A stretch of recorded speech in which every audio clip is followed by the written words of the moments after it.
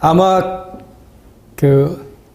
교회를 다니는 아이들이건 다니지 않는 아이들이건 이렇게 큰 고래처럼 큰 물고기가 그려져 있고 성경의 이야기 중에 아이들에게 가장 많이 알려져 있는 이야기 중에 하나가 이 요나의 이야기일 것입니다.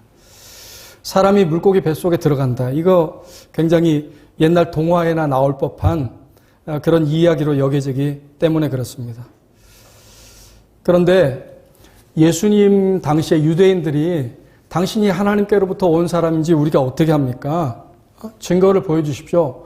그러니까 예수님께서 여러 군데서 마태복음 12장, 16장, 누가복음 11장에서 내가 너희들에게 요나의 표적밖에는 보여줄 것이 없다. 이렇게 말씀하셨거든요. 그러니까 예수님이 인용할 정도였다고 하면 이거는 그냥 누가 지어낸 전설의 이야기가 아니라는 거죠. 어쨌든 요나는 4장으로 구성되어 있는 굉장히 짧은 내용입니다.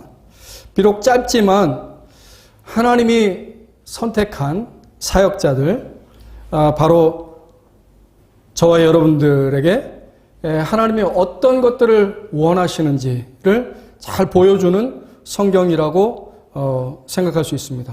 그러므로 오늘은 이 요나의 이야기를 통해서 말씀 사역자로 부름받은 우리가 기억해야 할 것, 특별히 3가지만 나눠보도록 하겠습니다. 첫 번째, 능력보다 마음입니다. 능력보다 마음입니다. 제가 미국에 유학 갈 때 교회 성장학을 공부하고 싶어서 갔거든요. 그 얘기는 뭐예요? 저도 능력 있는 목회자가 되어서 대형 교회를 좀 일구고 싶다. 이런 이제 마음이 있었던 거죠. 뭐 그런 구체적인 생각이 없다 하더라도 꼭 그 교회의 사이즈에 관계없이 우리가 모두 그런 생각을 합니다. 하나님 앞에서 능력 있는 사역자가 되고 싶다. 그죠? 여러분. 저는 여러분들이 다 능력 있는 사역자가 되길 소망합니다. 그리고 축원합니다. 능력 있는 사역자가 일부러 안 될 필요는 없어요. 그런데 능력보다 더 중요한 게 있다는 거죠. 그게 하나님의 마음입니다. 요나는 사실 굉장히 능력 있는 선지자였습니다. 요나에 대해서 간단히 설명을 하면은요, 1장 1절에, 우리가 읽지 않았지만 1장 1절에 여호와의 말씀이 아미떼의 아들 요나에게 임하니라, 이렇게 이제 나오는데, 아미떼의 아들. 그렇게 해서는 우리가 요나가 어떤 사람인지 모르겠죠. 그런데 요나는 북이스라엘의 선지자였는데, 엘리사 이후에 그 아모스가 등장하기까지 그 중간에 사역했던 북이스라엘의 유일한 선지자였습니다. 약 40여 년 정도 사역했던 걸로 그렇게 알려지는데, 열왕기하 14장 25절을 한번 여러분들 찾아보시기 바랍니다. 열왕기하 14장 25절을 보시면 아주 짧게 이 요나에 대해서 언급을 하고 있는데요. 이렇게 제가 읽어드리겠습니다. 이스라엘의 하나님 여호와께서 그의 종 가데벨 아미떼의 아들 선지자 요나를 통하여, 잘 들으세요, 요나를 통하여 하신 말씀과 같이 여로보암이 이스라엘 영토를 회복하되 하맛 어귀에서부터 아라바 바다까지 하였으니. 요나가 선지자로 활동할 시대에는 다른 선지자들이 없었습니다. 그런데 짧은 내용이지만 지금 요나가 말씀한 대로 어떻게 해요? 북이스라엘이 영토를 다시 회복했다는 거죠. 그런데 하맛에서 아라바 바다까지라고 했는데, 하맛은 이 두로와 시돈보다 위쪽에 있는 북쪽이고요. 북이스라엘의 아주 북쪽이고, 그 다음에 아라바 바다는 남쪽입니다. 그러니까 사실 이 여로보암은 이 여로보암 2세를 얘기하는 겁니다. 솔로몬 다음에 왕이 아니라 여로보암 2세인데, 이때 여로보암 2세가 41년 동안 북이스라엘을 다스렸는데, 그 여로보암의 얘기를 하면서 여로보암이 이렇게 영토를 회복했습니다. 그런데 어떻게 해요? 요나를 통해서 하나님 말씀하신 대로, 예언하신 대로 회복했다는 거죠. 우리가 말씀을 선포하는데 그 말씀을 선포하는 대로 이루어지고, 그렇게 된다고 하면 얼마나 좋겠어요. 그죠? 그런 능력 있는 선지자였어요. 그리고 요나가 처음에는 하나님 말씀을 거역해서 도망갔지만 다시 이제 물고기 뱃속에 갇혔다가 회개하고 돌아와서 원하지 않았지만 니느웨로 갔어요. 원하지 않는데 억지로 니느웨로 갔어요. 그래서 니느웨가 어떤 성이냐면 당시에 아수르의 수도잖아요. 그래서 3일 길을 걸어야 되는 아주 큰 성이었습니다. 3일 길을 걸어야 되는. 그런데 니느웨로 가서 외쳐라 그러면 3일 길을 그냥 걸어서 도는 데만 3일 길인데 사람들을 만나서 복음을 외치려고 하면 사실 3일보다 더 걸리겠죠. 최소한 일주일은 걸렸어야 될 것 같은데 요나가 하루만 외치니까 왕과 백성들 전체와 심지어는 짐승들까지 회개하고 돌아왔다고 그렇게 되어 있습니다. 그러니까 어때요? 요나는 길게 나오지는 않았지만 성경에 그러나 굉장히 능력 있는 선지자였던 것을 알 수 있습니다. 이게 뭐 당연한 것 같은데요. 선지자라면 당연히 그런 거 아니야? 그런데 당연히 그런 거 아니죠. 왜냐하면 열왕기하 22장에 보게 되면은요, 그 여호사밧 왕 때, 여호사밧은 유다의 왕인데 그 북이스라엘의 아합 왕과 이제 친하게 지냈습니다. 그래서 아합 왕에게 갔는데 아합 왕이 우리 잃어버린 아람에게 잃어버린 땅이 있는데 이 땅을 회복하러 전쟁하려고 합니다. 같이 가시겠습니까? 그러니까 여호사밧이 그래요. 여호사밧은 상당히 이제 하나님께 집중하는 왕이었기 때문에 그럼 제가 전쟁에 나갈 의향은 있는데 하나님이 원하시는 전쟁인지 먼저 한번 물어보는 게 좋겠습니다. 그러니까 아합 왕이 선지자들을 불러요. 얼마나 부르냐? 선지자들 400명이 이구동성으로 이 전쟁은 따놓은 당상입니다. 나가시기만 하면 완전히 짓밟을 겁니다. 여호사밧이 이들 외에 다른 선지자가 없습니까? 그래서 미가야가 나와서 처음에는 억지로 전쟁 이길 겁니다. 내가 언제 진실을 말하라고 얘기해야지 네가 진실을 말하겠냐? 그러니까 그때서야 지금 거짓 영이 선지자들 입에 부어져서 저렇게 잘못되는데 전쟁에 나가시면 안 됩니다. 한 사람 선지자 빼놓고는 다 거짓 영에 사로잡혔던 거죠. 그런 것을 보게 되면 요나는 하나님 앞에 즉각적으로 순종하지는 않았지만 능력이 있었던 것은 분명합니다. 그런데 하나님께서 이 능력을 칭찬하지 않으시고요. 이 요나서를 보게 되면 끊임없이 이 요나와 계속 말다툼하는 것처럼 볼 수 있는 이런 장면이 펼쳐집니다. 그래서 요나가 이렇게 얘기하죠. 2절에 보시면 이런 말씀 나와요. 내가 고국에 있을 때에 이러하겠다고 말씀하지 않았나이까?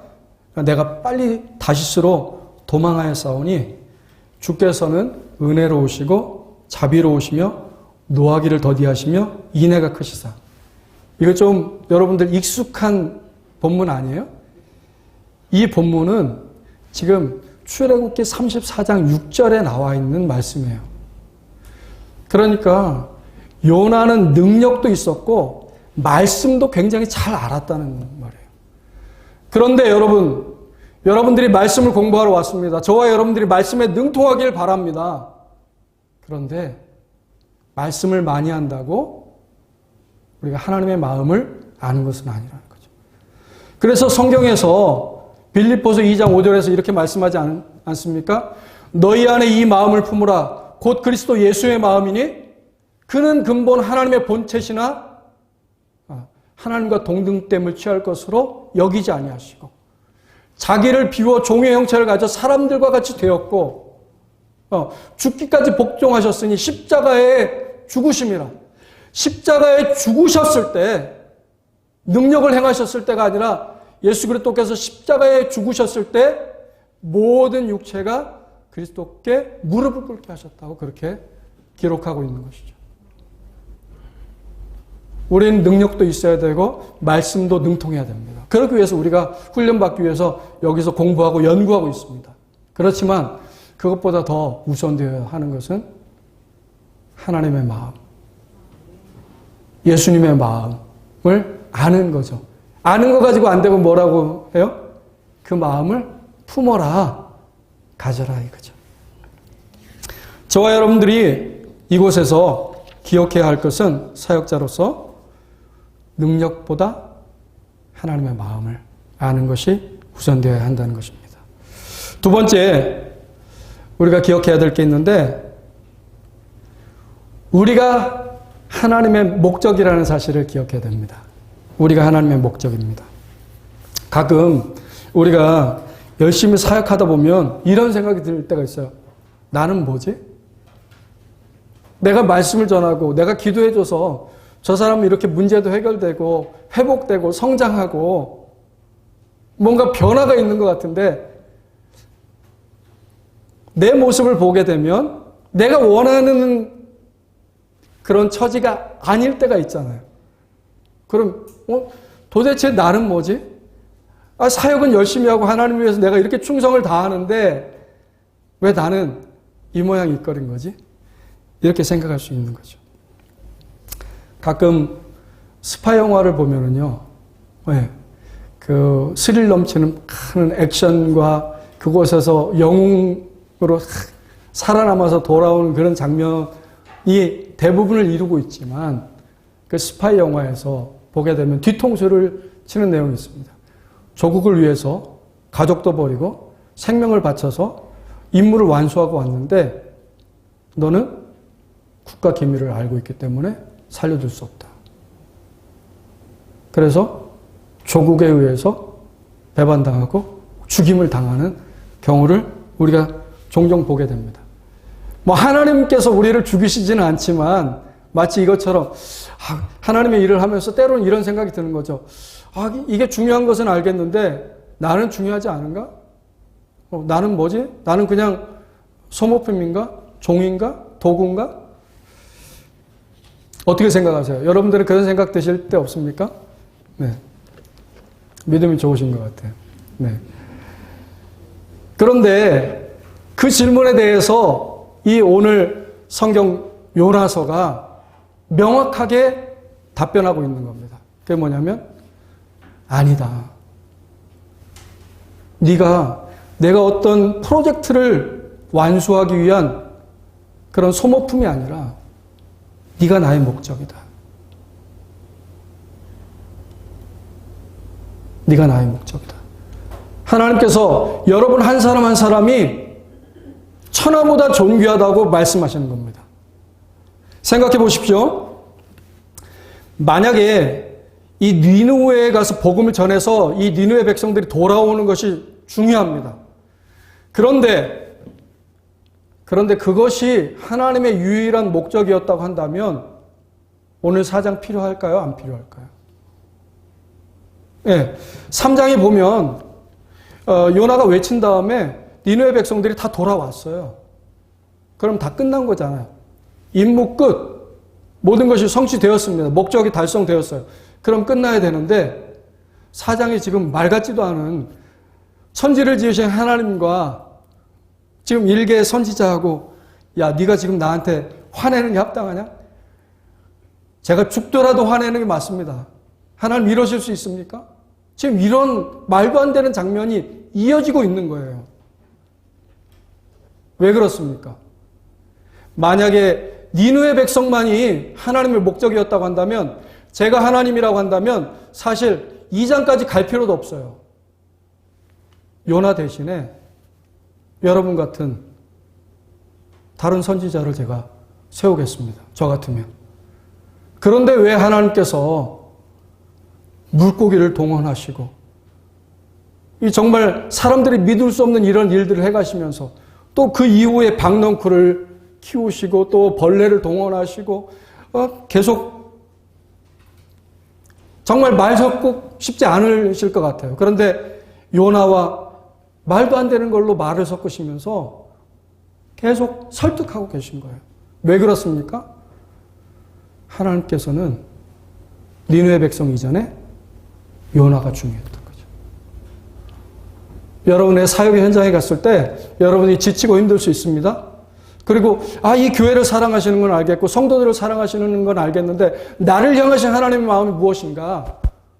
여러분들 공허가 닥쳐온다고 한다면 요나를 기억하시기 바랍니다.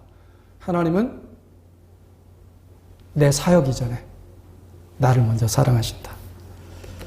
이것을 기억하시는 저와 여러분 되기를 소망합니다. 마지막으로 우리가 기억해야 될 것은 하나님의 그 사랑을 전할 특권을 우리에게 주셨다는 사실입니다. 많은 사람들이 제가 이제 선교학과 전도학을 전공했는데 많은 학자들이 신약에는 선교가 나타나지만 구약에는 선교가 나타나지 않는다. 보이지 않는다. 명백한 그런 얘기를 학자들이 얘기하는 경우가 있었습니다. 지금은 이제 그런 분위기가 바뀌었지만 그런데 순드클러라는 학자는 이런 얘기를 했어요. 구약에 선교가 없는 것이 아니라 구약은 선교의 형태가 찾아오게 하는 구심적인 선교고, 구심적인 선교. 그 다음에 신약은 예루살렘과 사마리아와 땅끝까지 나아가는 원심적인 선교다. 이렇게 이제 얘기한 학자가 있어요. 대부분 그렇죠. 그런데 이 요나서만큼은 하나님께서 보내시고 신약처럼 보내시고 찾아가서 복음 전하는 것을 볼 수 있습니다. 이것이 하나님께서 사랑하시는 우리 한 사람 한 사람을 택하시고 세우셔서 우리에게 기대하시는 바라는 거죠. 아까 말씀드린 것처럼 이 니느웨 백성이 하나님 앞에 회개하고 돌아온 것으로 이 얘기가 끝나는 것이라고 한다면 4장이 필요 없는데 4장 마지막 절을 한번 여러분들 보시기 바랍니다. 4장 마지막 절 11절에 보시게 되면 이렇게 끝나요. 10절 후반부터 하룻밤에 망한 이 박넝쿨을 내가 아꼈거든. 하물며 이 큰 성읍 니느웨에 좌우를 분별치 못하는 자가 12만여 명이요 육축도 많이 있나니 내가 아끼는 것이 어찌 합당치 아니하냐. 조금 만약에 제가 글을 쓴다고 하는 이 문학적인 입장에서 예를 들어서 소설이라든지 스토리텔링을 한다고 하면 마무리가 찜찜하게 끝나고 있어요. 그죠? 그냥 3장에서처럼 다 회개하고 돌아왔다. 이건 딱 깔끔한데 그래서 막 그 요나와 대화를 주고받는데 그러면 주고받다가 대화가 어느 순간에서 요나가 하나님 이제야 제가 하나님의 뜻을 깨달았습니다. 제가 정말 잘못 오해했군요. 정말 제가 죽을 죄를 지었습니다. 이렇게 하고 회개하고 돌아오든지 아니면 어떻게 하나님께서 딱 결론을 내어주셔야 되는데 내가 이 11만 명 이 영혼들을 아끼는 것이 합당치 않냐? 그런데 그 영혼들이 이미 돌아왔어요. 이미 지나간 일이에요. 그거 가지고 얘기하고 그것에 대해서 지금 요나가 어떤 생각을 가지고 있는지 알 수가 없어요. 무슨 얘기입니까? 지금 요나에게 있어서 주어진 미션이 이전에는 니느웨에 가는 것이었다고 한다면 이제 하나님의 마음을 품고 난 요나는 끊임없이 어찌 내가 아끼는 것이 어찌 합당치 않냐 이 하나님의 마음을 가지고 끊임없이 살아가야 된다는 거죠. 끊임없이 나아가야 된다는 거죠. 저와 여러분이 사역의 현장에서 한 가지 프로젝트를 마치고 또 한 사람에게 전도하고 한 구역을 가르치고 한 부서를 맡아서 가르치고 또 한 교회를 책임지고 거기서 끝나는 것이 아니라 끊임없이 선교적인 삶으로 나아가야 된다는 것입니다. 그래서 우리는 끊임없이 요나처럼 갈등할 거예요. 열매가 있음에도 불구하고 하나님께서 분명한 것을 보여주셨음에도 불구하고 우리는 갈등할 수 있다는 거예요. 그때 어떻게 해요? 이 말씀을 기억해야 되는 거죠. 내가 어찌 아끼지 않겠느냐. 이 아낌의 대상에는 아까 말씀드렸던 것처럼 저와 여러분이 먼저 있고, 그리고 우리 주변에 있는 많은 잃어버린 영혼들이 동일하게 있는 것입니다. 그런데 선교적으로 우리가 생각해야 되는 것이죠. 선교는요, 한 번 하면 끝나는 그런 프로젝트가 아닙니다. 생활이 되어야 됩니다. 그래서 요즘 선교적 교회라는 그런 말을 하고요. 그리고 하나님의 선교라는 이런 얘기를 하고, 그래서 우리의 정체성 자체가 선교가 되어야 될 것을 얘기하고 있습니다. 우리의 상황을 한번 둘러보면 좋겠습니다. 우리 학교 공동체를 한번 보세요. 우리 학교에 하나님께서 과거에도 많은 외국인들을 보내주셨는데 최근에 또 많은 외국 학생들, 유학생들을 보내주셨습니다. 그들에게 우리가 다가가야 되지 않을까요? 네. 제가 정말 겨우 어떻게 토플 점수는 쪽집게 과외, 예? 그 학원에 다녀서 점수는 맞았지만 영어를 전혀 못하는 상황 가운데서 미국에서 공부할 때 매주 페이퍼를 내야 되는 거예요. 한 장 쓰기 위해서 밤을 샜습니다. 한 페이지 쓰기 위해서. 그런데 그 페이퍼 말이 안 되는 페이퍼잖아요. 그래서 제가 낼 때 한 번도 제가 쓴 그 날것으로 낸 적이 한 번도 없고, 미국 친구들한테 야 이것 좀 고쳐줄래? 그렇게 해서 고쳐가지고 그걸 또 수정해가지고 그렇게 해서 급하게 출력해가지고 밥도 못 먹고 수업 시간에 들어가서 그렇게 매 수업을 맞이했습니다. 우리 학교에 와 있는 우리 외국 유학생들이 그런 학생들이 많이 있지 않을까요? 네.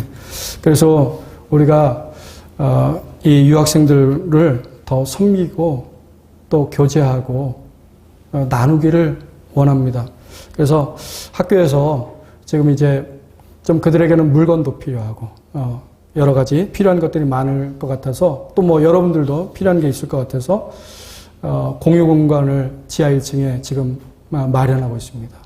그래서 여러분들 쓸 수 있는 것인데 나한테는 아직 필요 없는 것, 그런 것도 나눠주시고, 더 중요한 거는 여러분들이 공부하느라고 또 과제하시느라고 너무 바쁘시죠? 그렇지만 일주일에 1시간 정도 시간 내서 우리가 피어 멘토를 이렇게 서로 맺어드리려고 하는데, 저도 하려고 합니다. 저도 자원하려고 하는데, 여러분들이 그것에 좀 많이 자원해 주셔서 모두, 그래서 한 사람이 많은 사람을 할 수는 없겠지만 뭐 한 2사람 정도, 3사람 정도는 할 수 있지 않겠어요?